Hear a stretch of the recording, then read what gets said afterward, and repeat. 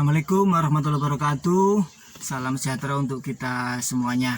Nah teman-teman, jumpa lagi di channel ini. Apa kabar semuanya? Semoga kita selalu diberikan kesehatan, umur yang panjang, agar terus bisa bekerja dan berkarya.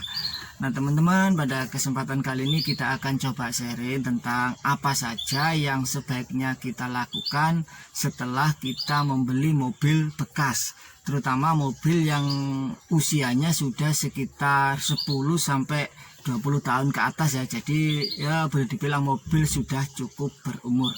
Dan untuk teman-teman yang belum memiliki mobil, saya doakan agar punya rezeki untuk bisa membeli dan memiliki mobil. Dan untuk teman-teman yang sudah memiliki mobil, baru saja membeli mobil, jangan terlalu larut dalam kegembiraan dulu ya, karena masih ada 8 poin penting yang sebaiknya kita lakukan setelah kita membeli mobil bekas. Jangan sampai setelah kita sudah bisa membeli mobil justru kita malah kecewa ya. Jadi mobil sering bermasalah dan harus sering keluar masuk bengkel. Jadi kita malah direpotkan sebelum kita bisa mendapatkan manfaat dari mobil tersebut. Nah ini saya coba merangkum 8 poin penting yang sebaiknya kita lakukan setelah kita membeli mobil bekas. Untuk poin penting yang pertama adalah lakukan servis pada mobil tersebut. Sebaiknya ini sih dilakukan di bengkel resmi mobil tersebut atau di bengkel terpercaya di sekitar kalian. Teman-teman minta bantuan sama mekanik untuk mengecek secara keseluruhannya di bagian sektor mesin. Minimal teman-teman lakukan ganti oli mesin dan oli transmisi. Kemudian lakukan servis, bisa dari karburator kalau misalkan masih karburator, atau mungkin di bagian injektor dibersihkan. Terus kemudian mungkin sekaligus mengecek dari beberapa sensor mobil ya, mungkin bisa dibersihkan. Terus kemudian bisa juga mengecek dari kondisi filter udara, terus kemudian pompa bensin, pompa oli, dan beberapa komponen mesin yang lainnya.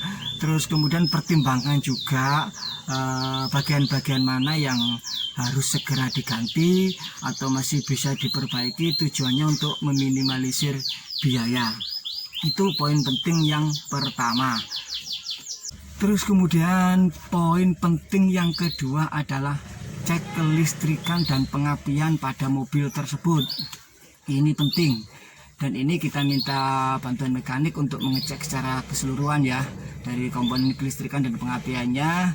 Bisa cek di kondisi aki, kalau emang sudah nggak bagus ya sebaiknya diganti dengan aki yang baru. Kemudian cek dari kondisi alternatornya, terus kemudian dari koil, terus pengapian bisa dari busi, kabel busi, dan beberapa komponen kelistrikan yang lainnya. Sekaligus mungkin ada beberapa komponen listrik yang perlu ditata ulang, yang sekiranya itu rentan terjadi sesuatu. Jadi teman-teman, poin penting yang kedua.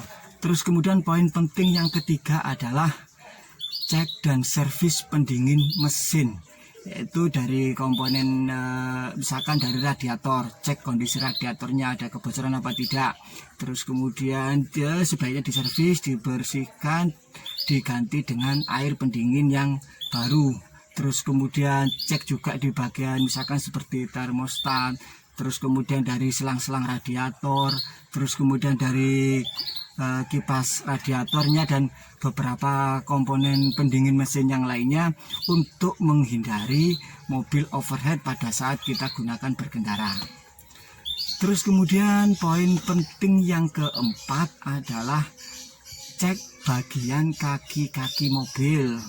Nah misalkan seperti ngecek di bagian shockbreakernya gimana kondisinya, terus kemudian tirotnya, link stabilizer, dan beberapa karetnya. Terus kemudian bisa cek di kondisi sistem pengereman, kampas remnya, sekaligus mungkin mengganti dari minyak remnya ya. Terus kemudian sekaligus ngecek dari kondisi kemudi atau power steeringnya. Terus kemudian teman-teman bisa lakukan spring balancing untuk menjaga kestabilan mobil tersebut. Itu poin penting yang keempat. Terus kemudian poin penting yang kelima adalah cek di bagian AC. Ini penting teman-teman ya. Jadi minta bantuan sama mekanik spesialis AC ya, untuk mengecek dari komponen pendingin ruangan kabin AC. Jadi di situ dicek ada nggak kebocoran. Kalau ada kebocoran itu sebaiknya diperbaiki dulu yang bocor atau diganti, terus kemudian baru diisi freon. Kalau misalkan tidak ada kebocoran, teman-teman cukup melakukan pembersihan pada filter AC. Nah, itu penting, tujuannya agar kita pada saat di ruang kabin ini sebisa mungkin menghirup udara yang bersih teman-teman ya, dan sejuk tentunya. Nah, itu poin penting yang kelima. Terus kemudian poin penting yang keenam adalah berikan perhatian pada sisi interior. Nah, pada saat kita membeli mobil, kalau seandainya interiornya tadi itu mungkin sekiranya kotor, dan kalau memang bisa kita bersihkan sendiri, kita bersihkan sendiri. Tapi kalau memang sudah terlalu kotor ya sebaiknya kita bawa ke jasa salon mobil ya. Dan apabila mungkin ada karpet-karpet mobil yang mungkin sudah nggak bagus, ya sebaiknya diganti dengan yang baru.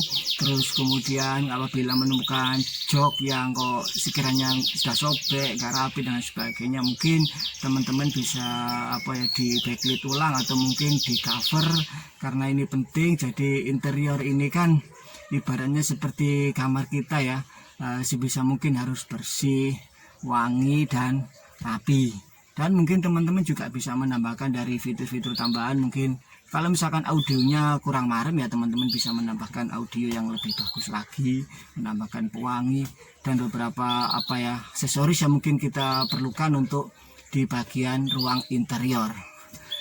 Terus kemudian untuk poin penting yang ketujuh adalah lengkapi peralatan mobil. Ini penting teman-teman ya. Jadi teman-teman bisa ini mempersiapkan peralatan mungkin seperti toolkit, terus kemudian senter, terus kemudian mempersiapkan tali ya. Jadi apabila kita mogok terus dalam kondisi darurat tidak bisa diservis di situ ya, mau nggak mau kan harus kita derek, dan kita sudah mempersiapkan talinya untuk menderek ya.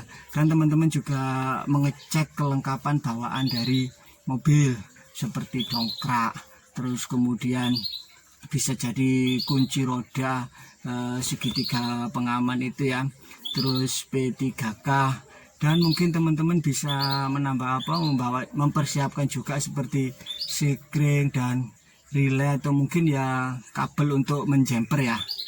Nah, itu teman-teman, jadi lengkapi peralatan pada mobil tersebut. Itu poin penting yang ketujuh. Poin penting yang kedelapan adalah teman-teman mengurus dokumen mobil tersebut. Jadi teman-teman ketika membeli mobil ini kan masih atas nama orang pemilik tersebut ya. Setelah teman-teman beli ada transaksi jual, kwitansi jual beli, sebisa mungkin teman-teman segera untuk melakukan proses balik nama untuk memudahkan proses administrasi di tahun-tahun yang berikutnya. Terus kemudian untuk poin penting yang berikutnya adalah teman-teman yang belum subscribe bisa diklik dulu tulisan subscribe-nya di bawah sini teman-teman ya, yang warna merah itu ya. Itu poin tambahan teman-teman ya. Terus kemudian poin tambahnya lagi, namanya juga mobil tua ya, jadi sebisa mungkin teman-teman untuk jangan menutup diri. Artinya teman-teman harus mencoba untuk mencari informasi dari berbagai media mengenai mobil tersebut. Bisa juga bergabung di komunitas mobil tersebut ya teman-teman, yaitu untuk sebagai wawasan kita, atau mungkin ketika kita ada kendala dan sebagainya. Itu kalau misalkan kita sudah tergabung di komunitas itu, kita ya yang pertama itu kita punya teman, punya pengalaman, tambah wawasan kayak gitu. Jadi rezeki itu tidak harus berbentuk materi, tapi teman-teman yang baik, informasi yang baik, yang bermanfaat, dan bantuan itu adalah suatu rezeki. Oke teman-teman, saya rasa itu yang bisa saya sampaikan. Apabila ada yang kurang, ada yang salah, mohon dikoreksi di kolom komentar ya, dan saya mohon maaf yang sebesar-besarnya. Terima kasih untuk yang sudah nonton sampai selesai. Mohon maaf kurang lebihnya. terus berkarya untuk teman-teman. Semangat, sukses untuk teman-teman sekalian. Sampai jumpa di video selanjutnya dan wassalamualaikum warahmatullahi wabarakatuh.